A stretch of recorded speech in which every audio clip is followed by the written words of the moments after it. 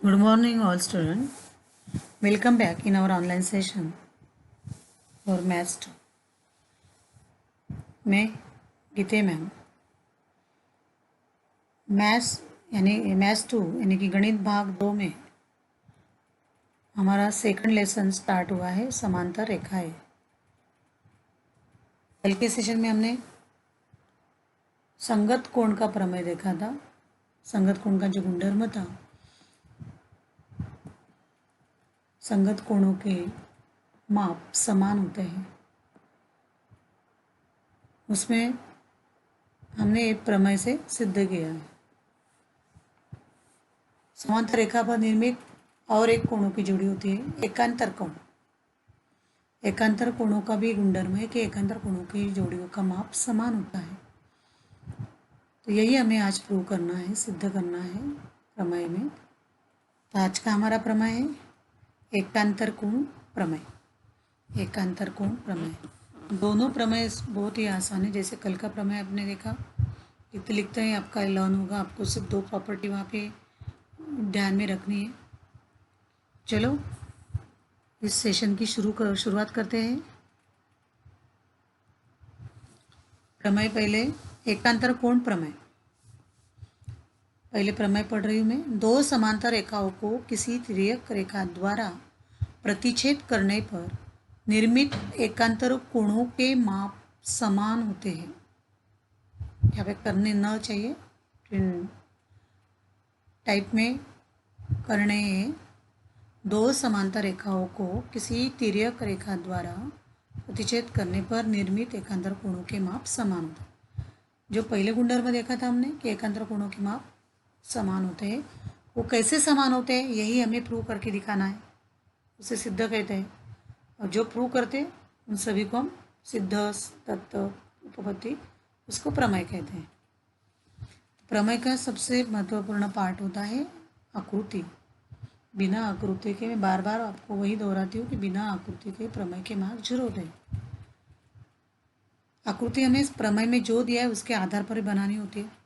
प्रमेय में क्या दिया है कि दो समांतर रेखाओं को किसी तिर्यक रेखा द्वारा प्रतिच्छेद, यानी कि दो समांतर रेखा है, उसकी एक तिर्यक रेखा है, वही हमें ड्रॉ करना है। वही मैंने ड्रॉ की आकृति। दो समांतर रेखा एल समांतर ए में, एन उसकी तिर्यक रेखा है। ओके, यहाँ पे कुछ कोण दर्शाए मैंने। यहाँ पे एक कोण, उसका संगत कोण बी दिख रहा है आपको। यहाँ पे ये सी और बी अंत कोण है। यहाँ पे और एक कोण दर्शाया मैंने डी को। अभी हमें दत्त लिखना है। अगला पार्ट जो आकृति में लिया है वही दत्त में लिखेंगे हम, मतलब दिया हुआ। हमने आकृति में क्या देखा, एल और एम समान, वही लिखा है हमने। रेखा एल समांतर रेखा एम तथा एन उसकी तिर्यक रेखा है। एन उसकी तिर्यक रेखा है, बराबर है। अभी हमें दत्त लिखा है हमने, साध्य लिखना है। क्या करना है साध्य में? साध्य जो भाग होता है वो प्रमेय का अंत का जो भाग होता है वही साध्य होता है। निर्मित एकांतर कोणों के माप समान होते, लेकिन ये साध्य में नहीं लिखेंगे हम शब्दों में। हमें एकांतर कोण की जोड़ी कौन सी है वही हमें दिखानी है। आकृति की तरफ आते हैं हम लोग। एकांतर कोण कौन से हो सकते हैं? यहाँ पे सी है लेकिन इसका दिया नहीं, तो मैंने ये जोड़ी ली है। तो ये डी का एकांतर कोण कौन सा है? बी। तो हमें माप कोण डी का माप और इस कोण बी का माप समान दिखाना है। वो कैसे आएगा वही हम सिद्ध करके दिखाते हैं। इसलिए मैंने साध्य में लिखा है कोण डी बराबर कोण बी। कोण डी बराबर कोण बी है। ओके, अभी हमारी उपपत्ति। मैं कोण बी को भी दर्शा देती हूँ आपको, ज़्यादा अच्छे से समझ में आएगा आपको। ये जो कोण है,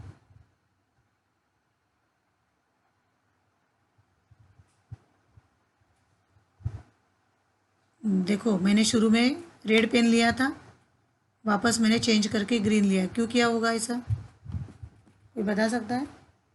बराबर है, क्योंकि ये जो कोण होगा इसका और इसका माप समान दिखाना है, मतलब ये दोनों समान ही आएंगे।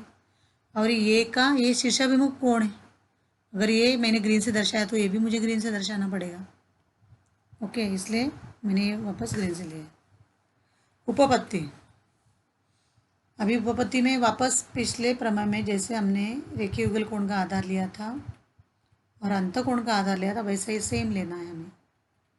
ओके, अभी रेखीय युगल कोण कौन से देखते हैं हम लोग। अभी हमें डी और बी के बारे में सोचना है कि डी और बी समान दिखाना चाहिए। ओके, तो हम इस रेखीय कोण की बात करेंगे, डी और सी। ये भी एक रेखीय कोण है, रेखीय कोण की जोड़ी है। मतलब ये जो जोड़ी है ये रेखीय युगल कोण की जोड़ी है। कौन सी जोड़ी है? रेखीय युगल कोण। डी यहाँ से डी से होकर यहाँ तक सी तक ये रेखीय युगल कोण है। तो इनका गुणधर्म आपको पता है कि उनका योगफल 180 होता है। तो मैंने वही दिखाया, कोण डी प्लस कोण सी बराबर 180 अंश। कोण डी प्लस कोण सी बराबर 180। ये मेरा पहला हो गया। मैं रीज़न दूंगी यहाँ पे, रेखीय युगल कोण।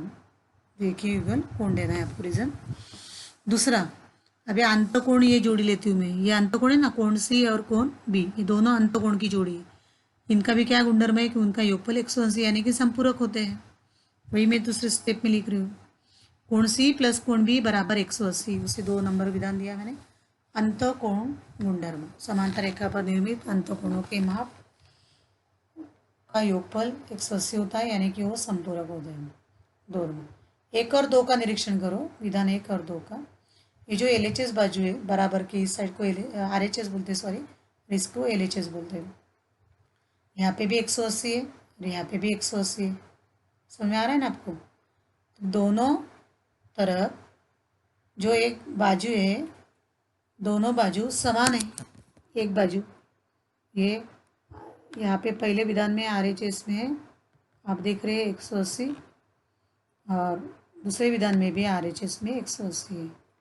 यदि दोनों विधान का एक बाजू समान हो, यानी कि RHS बाजू समान है, तो LHS बाजू भी क्या हो जाती है? समान हो जाती है।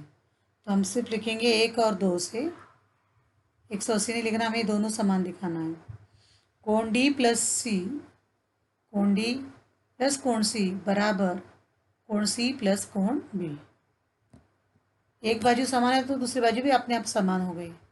RHS दोनों समान थे, 180 180, तो LHS मैंने समान दिखा दी। कोण डी प्लस कोण सी बराबर कोण सी प्लस कोण बी होगा।